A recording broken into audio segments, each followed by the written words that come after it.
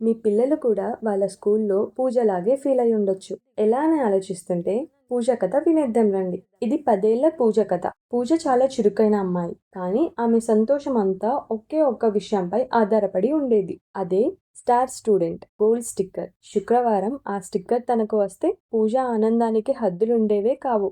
తనే ఈ ప్రపంచానికి రాణి అన్నట్టు ఫీల్ అయ్యేది. కానీ ఆ స్టిక్కర్ రాకపోతే ఆమె ప్రపంచమంతా చీకటిగా మారిపోయేది. ఒక శుక్రవారం ఆ స్టిక్కర్ తన స్నేహితుడు రోహన్‌కు వచ్చింది. పూజ గుండె బద్దలయింది. అసూయతో రోహన్‌తో మాట్లాడడం మానేసింది. గెలవాలన్న పట్టుదలతో ఆటపాటలు మర్చిపోయి ఒంటరిగా చదవడం మొదలుపెట్టింది. కానీ గెలుపు కోసం ప్రయత్నిస్తున్న కొద్దీ ఆమె సంతోషం దూరమవుతూ వచ్చింది. ఆ వీకెండ్ వాళ్ళ నాయనమ్మ పూజ ఒంటరితనాన్ని గమనించింది. ఆమె పూజ పక్కన కూర్చుని ప్రేమగా ఇలా చెప్పింది. పూజ, ఒక రహస్యం చెప్పనా అంటూ నెమ్మదిగా ఒక శ్లోకాన్ని చెప్పింది. ఇది భగవద్గీతలోని అధ్యాయం 2, 14వ శ్లోకం. మాత్రా స్పర్శాస్తు కౌంతేయ శీతోష్ణ సుఖ దుఃఖదాః ఆగమాపాయినో నిత్యాః స్తాం స్థితిక్షస్వ భారత.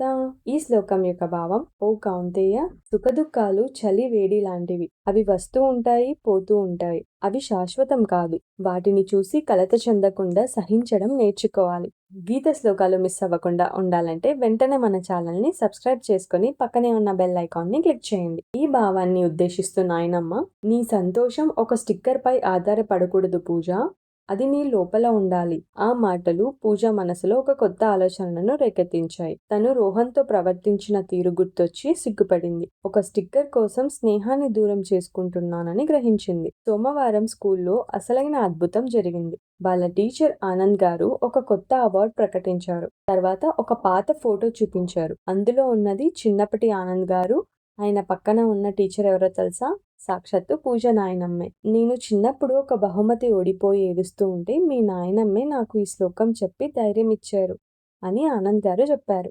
గెలుపు ఓటములు శాశ్వతం కాదు, వాటిని తట్టుకుని నిలబడమే నిజమైన గెలుపు. అదే అసలైన సూపర్ స్టార్ లక్షణం. ఆ క్షణం పూజకు అంతా అర్థమైంది. ఆమె కళ్ళలో నీళ్లు తిరిగాయి. నిజమైన ఆనందం స్టిక్కర్లలో కాదు, స్నేహంలో, మనస్సుని స్థిరంగా ఉంచుకోవడంలో ఉందని తెలుసుకుంది. తను పరుగెత్తుకెళ్లి రోహన్ను కౌగిలించుకుంది. ఆ కౌగిలిలో దొరికిన సంతోషం 1000 గోల్డ్ స్టార్ల కన్నా గొప్పది అని తెలుసుకుంది. చూసారా, పూజ తన ఆలోచనలని ఎలా మార్చుకుందో?